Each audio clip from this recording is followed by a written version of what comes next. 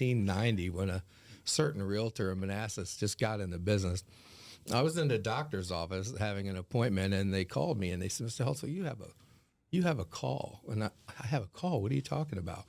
So I pick up the phone. Of course, it's on the wall. Pick up the phone, push the button, and it's Forrest. He says, "Hey, man, I know you're at the doctor, but I got a question. I called your office, and your assistant Kim said it was okay to call." I said, "Okay, it's fine. What's the question?" He answered the question. Good morning, Forrest. How are you? Good morning, Lonnie. Hey, here we are back in Manassas together.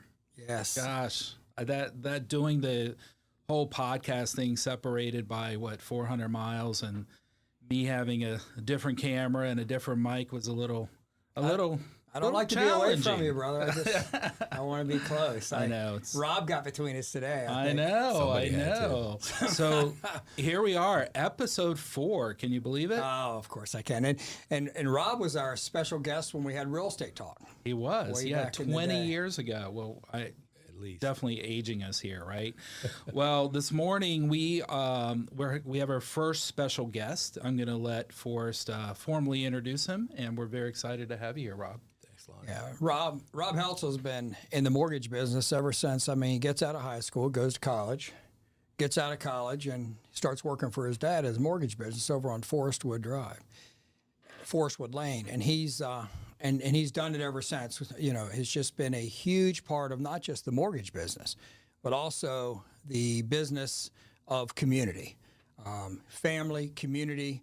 If it's important to the community, Rob's going to be there, and that's what I love. Amongst so many things about Rob Heltzell is that's the kind of guy he is. He's there always. It's the heart and the soul. And he's just the best mortgage person. If he ever qualified for 20 years, he was my go-to, and the only guy I used. And if he said that you could get the loan, well, then you're going to settlement, and you're going to settlement on time. So he does a great job. Appreciate it, Forrest. I appreciate you both. Good to see you. Yeah, I think it's longer than 20 years since we did this, Lonnie, but we'll date ourselves. But Yeah. So 20 it was- plus. We'll just It say was 20 plus. now we've been in leadership, so it was what year did we do Right. our first one? 1999. 1999. Yeah, so 25 years. I'm going to need a calculator. You know, I'm the math guy. But no, I appreciate it, guys. Thank you. I mean, I appreciate the chance to be with you. Also appreciate the kind words for us. We go back.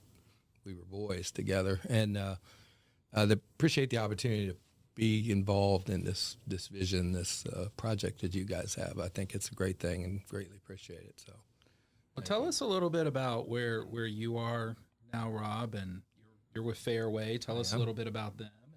okay, so I had followed my father in the mortgage business, ran Heltzell Mortgage for about 35 years. I had a couple partnerships with financial institutions, and then I surrendered the license. The company still exists. It'll be 60 years old next February. Jeez. And but I spent a couple years with George Mason Mortgage. I've been with Fairway Mortgage now for 5 years.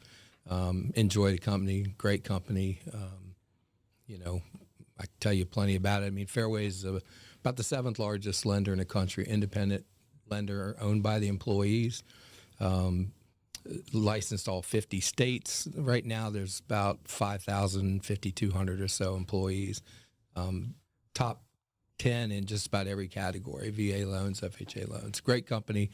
And to Forrest's comment about community, the CEO, Steve Jacobson, says, you know, basically mortgages is what we do. It's not who we are. So they're very active in nonprofits around the country, including their own called Fairway Cares, which provides care packages to folks who are in need, lost a family member, you know, sickness, whatever.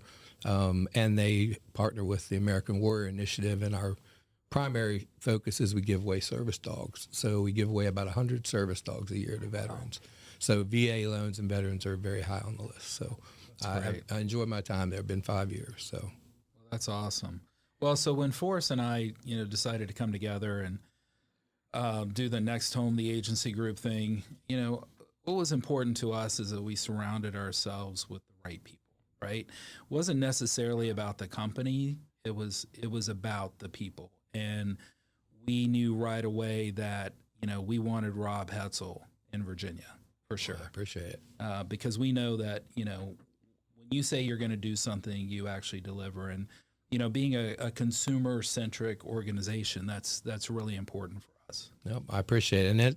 And that's really Fairway's claim to fame, is they have a mission statement that has a lot of different values. Have fun, be humble, speed to respond. And in any business, and you guys know this very well, people will say, like, what are you known for? Like, how did you build your business? And a lot of it is because being responsive. In this business, that's key. If you call and I don't answer the phone, or I don't text you and say I'm tied up, I'll call you right back, this partnership doesn't work. Sure. We build relationships. That's what I do. That's what I've been doing, my whole career. So we're part of a team. We have the same objective, to get the folks to closing, get them to closing on time.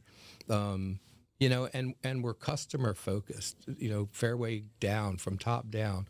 It's all about the customer, and that's customer service is key to anything. And a relationship, which I know is part of the mission for you guys in this venture, is to build more than just a transactional situation. We're building relationships with our customers, and they become friends, and we're generationally lending. I mean, I'm on my third generation, sometimes almost fourth after 44 years. So I appreciate it. Again, it's great to be a part with you guys. And the responsiveness, it was, you were sharing a story with us when we first came in the room about an agent that called you. I mean, what was that story? It was probably 40 years ago, sometime around 1990, when a certain realtor in Manassas just got in the business.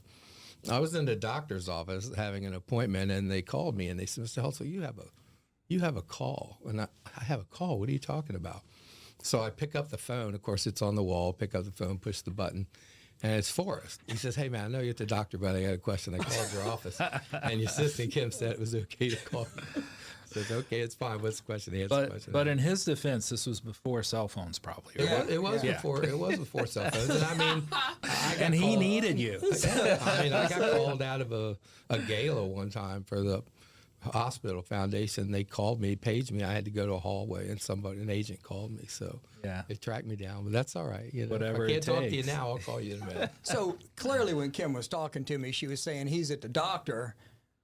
You don't need to call it. I mean, but I was able, because I was a criminal investigator, so I was able to get enough information. I mean, maybe you thought I wasn't going to make it. I mean, there was some He was checking on you. emergency question, I mean, if we're going to put customer first. Hey, Absolutely. customer before doctor appointment. That's great. Well, Rob, I know it's been a challenging couple years in the mortgage industry, right? With the interest rates, everything going on, and the market's kind of, it's a little flat, I would say, right? Yeah. So tell us, like, what have you been doing, and you guys as a company, to differentiate yourselves during these times? Okay, I mean, I think some of the challenges are obvious, right? There's been a limited inventory. We know that inventory is slowly coming back. We know that interest rates rose over the last 2 years, and you guys know this very well. In all the years I've been doing this, I don't recall a market where rates and prices went in the same direction. So the rates went up and the prices went up. That seems very unique, counterintuitive, right? It should go the other way. But, if you go back and look from 1971 through today, well over 30 years, the average mortgage rate is 7.74. And today we're probably looking somewhere around 6 or 6.25 on the average. So rates are about where they have been for the last 30 or 40 years. Now they're up some from where they were 4 years ago, but those were legendary low rates. So we've got the rates, although the rates are now starting to tail down, which is what we've been waiting for. I think the biggest thing is the hype, right? You can't watch the news, look at the paper, look online, and not see somebody tell you, oh, this is not a good time to buy, or rates are horrible. And what we talk about at Fairway and within my team is don't buy the hype, right? No. There's no such thing as the perfect time to do anything. Like if you're buying stock and you wait for the very low point, you'll never hit the very low point. So you got to get in the game at some point, and perception, is a big part of this too. Like people think, well, I have to save up a bunch of money to do this, or I need perfect credit. Well, those aren't those aren't necessarily truths, because there are a lot of loans with very low money down, especially for first-time buyers. You don't need perfect credit. If you need help with your credit, we'll help you rebuild it. So I think our solutions, are sit down and talk to us. And that's my point to prospective buyers all the time, and has been, is you need to sit down and get educated. Because I think at my core level, I'm an educator. I want to explain things so that you understand it. I think that's an important part of my long-term time in this business, is being able to explain things so people understand them.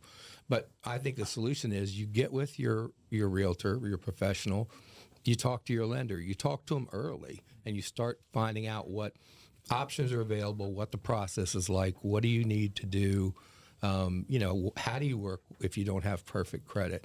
The issues with the buyer agency, which you guys have spent a lot of time on and have shared some great information, is there's a perception out there that that's a deal killer, both from the realtor side and the lender side. But it doesn't have to be. Oh, it doesn't have to be, because we've, the industries, realtors and the lenders, the industries change. They adapt right over time, because this isn't the first time we've seen a change. It's sometimes people think it's seismic, right? Like, this is it. This is the one. This is going to do us in.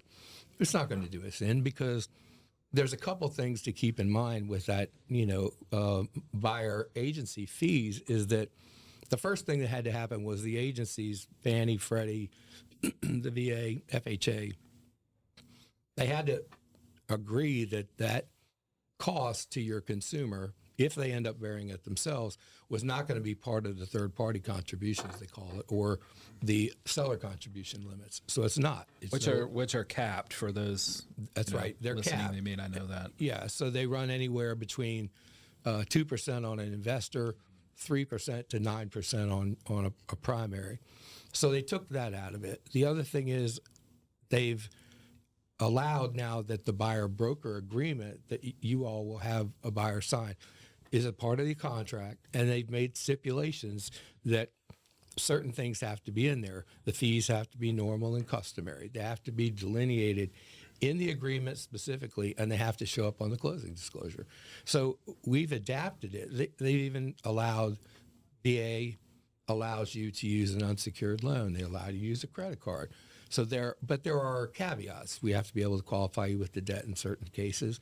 FHA is not allowing unsecured. So, but that's an evolving process too, as you guys know, because you've explained it that way.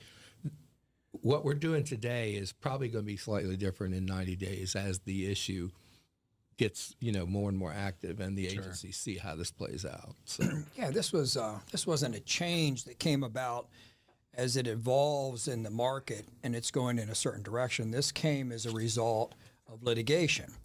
And with that, there had to be changes more immediately to comply. There's a certain period of time to comply. And when Rob talks about concessions that can be made on an investor loan compared to an owner-occupied loan, the 2% and the 3%, it's 2% of the loan amount, 3% of the loan That's amount. correct. That a seller can contribute. So let's say VA buyer goes VA no money down, which is a program. Correct. And his closing costs, his or her closing costs, going to be 3%. And the VA buyer can ask the seller, will you contribute that 3% towards my closing costs? Because I just don't have the financial wherewithal to make this happen. And that can happen. But that used to be the cap. The buyer never had to pay their realtor. And with VA, they weren't allowed to. So VA has now allowed that to happen and considers it a different category. So now they can pay on behalf of the buyer. So the seller can contribute to the buyer agency contribution that the purchaser would have to their agent on behalf of the buyer, and it doesn't interfere with the closing costs that they otherwise would have received. That's right. And I mean, the agency, the buyer agency, I mean, it's all part of negotiation, right? And you guys have covered this. From my perspective, I don't know that it's that much different than it's ever been, because if you had a first-time buyer with limited cash, which is the The model first-time buyer is very little cash to put down. So sometimes people will say, well, I've got all this money to put down. Well, if you do, a first-time buyer loan is really not where you need to be because it offers no advantage. Yeah. But if you came in with no money, then we would look for grant money to get your down payment covered. Then we would suggest that possibly you raise the price of the house to allow the seller to net the same thing and pay your closing costs. There, it's the same to them. Bumping the price up $10,000 might cost you $50 a month. $50 a month versus scratching up $10,000 and calling everybody you know and asking them to pay you back and asking mom and dad to give you money is a whole lot easier. So these same strategies still exist. We're just talking about them in a different light. But taking that concession, taking that buyer agency out of the concession is a huge part of it, especially with VA, because in the beginning when this issue hit the table, everybody was concerned about the VA and the first-time buyers because traditionally they don't have or are not required to have a lot of skin in the game. And we've talked and we've agreed that my team in Fairway, will contribute money, a lender credit of $9.95 on any transaction we handle for you guys, and that will, help your borrower with some of that cash that they need, and we're glad to do that. So To go towards the buyer agency fee. that's correct. Yeah. So we incorporated with the agency group.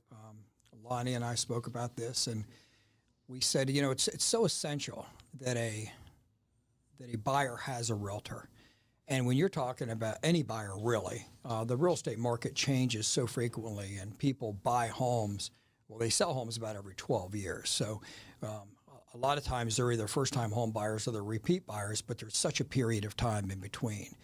And so it's essential to have that professional in the deal, and somebody going about it on their own without a professional, and then there being one on the other side representing the seller, you're just at a huge disadvantage. There's just so much to a real estate transaction. I mean, we could talk about all the details, the complexities of it. But the reality is you need one. So we know you need one, and we talked to Robin and we talked to Barry in South Carolina, and they're our preferred lenders. And we said, what can we do to work this out? So if a buyer comes and meets with us and we sign the buyer agency agreement before we start looking at properties, which is what is necessary and should always have been necessary, and there is a fee agreed to, and the seller says, under no circumstances am I going to pay the fee, then the buyer's responsibility financially to us would be reduced to $9.95 with our forgiveness clause. And the reason being is because we as realtors do not want to stand between the American dream of homeownership and a buyer. It's just not putting the allegiance to them. It's the fiduciary duty is to that buyer, and we are below that. When it flips, there's a problem. And so we are behind them, and Rob and Barry said this and said, well, if the $9.95 is the minimum, we'll cover that if they use us as the lender. So in that scenario, worst case scenario, the seller does not contribute, drops to $9.95. They use Barry or Rob for the loan. The lender covers the $9.95 as a credit at closing to the buyer because it's the buyer's responsibility. They're just handling it for them.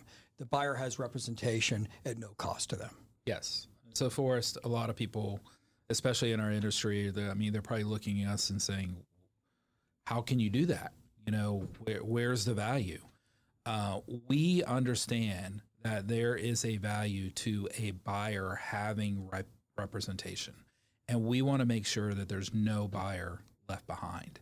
Now, if you're a first-time buyer, if we try to negotiate your commission with the seller, we are working to get you in that property. And if it just isn't working out, we're not going to be leaving you without any representation and without helping you, which I think is very unique, right, in our business. And I think this is a great opportunity for our industry to make it about the consumer again, right, and make sure that we're helping people, be able to achieve the American dream. And you're always giving the statistics about the net worth of a renter versus the net worth of a homeowner.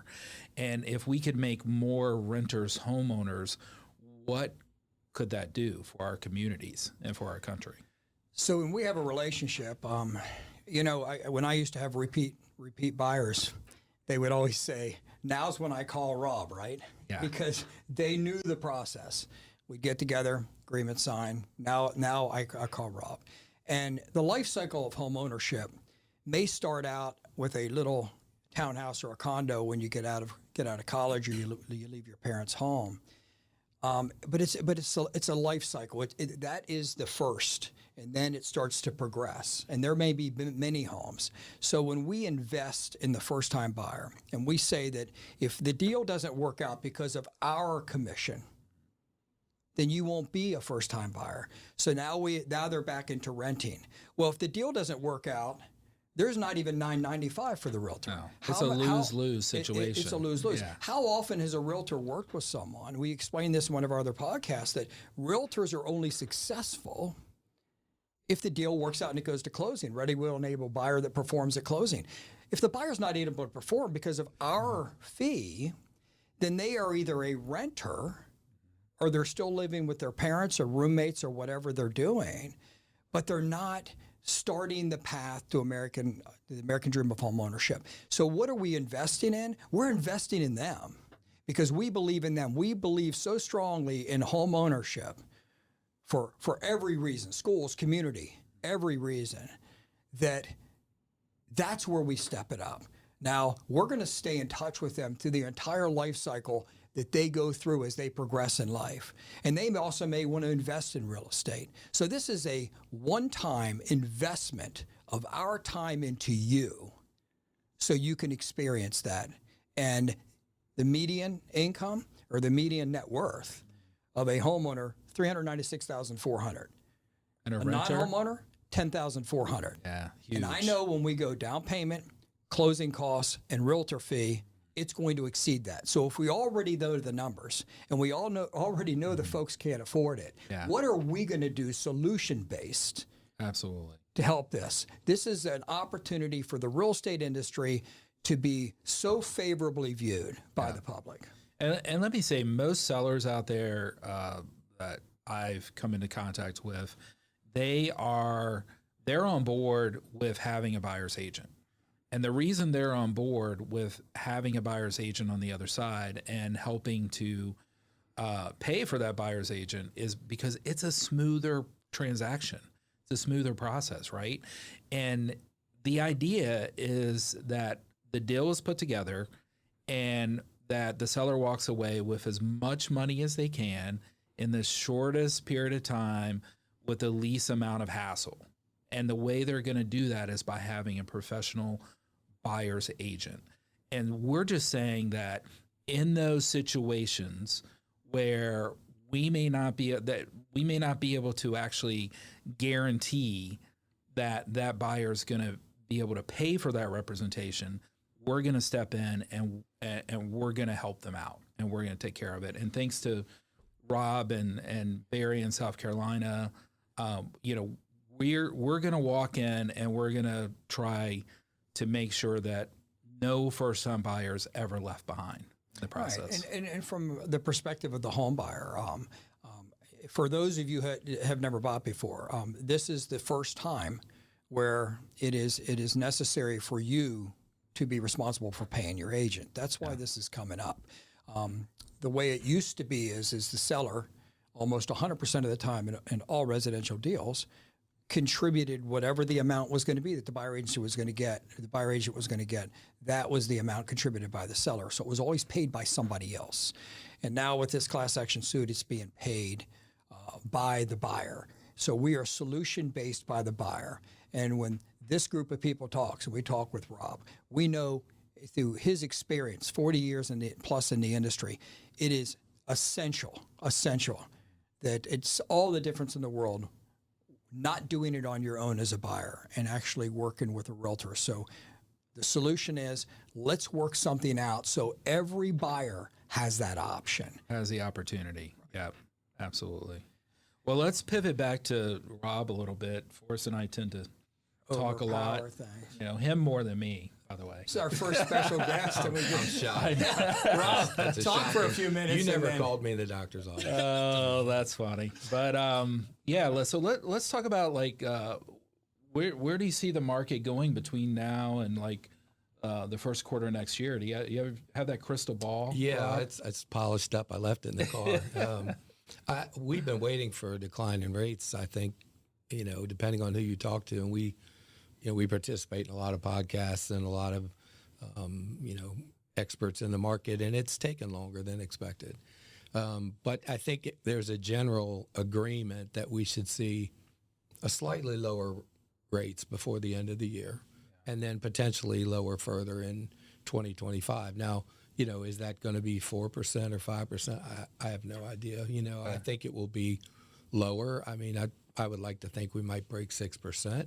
But again, if you go back and look at those statistical numbers, if we could do 5.99 or 6 for 10 years, the market adjusts, everybody adjusts. We come up with products and ways to deal with it.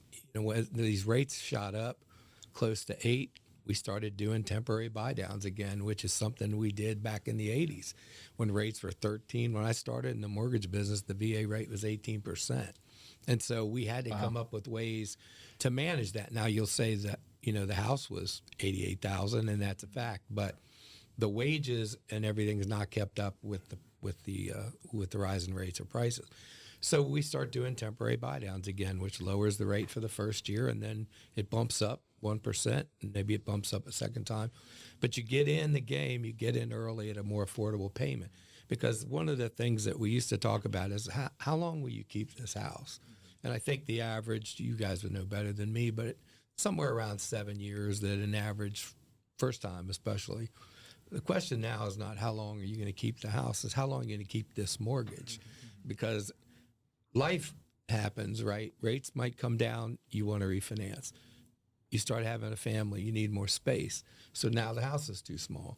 So, do you move? Do you do renovation loans? We have a lot of solutions for things like that. But, I think the rates will come down some.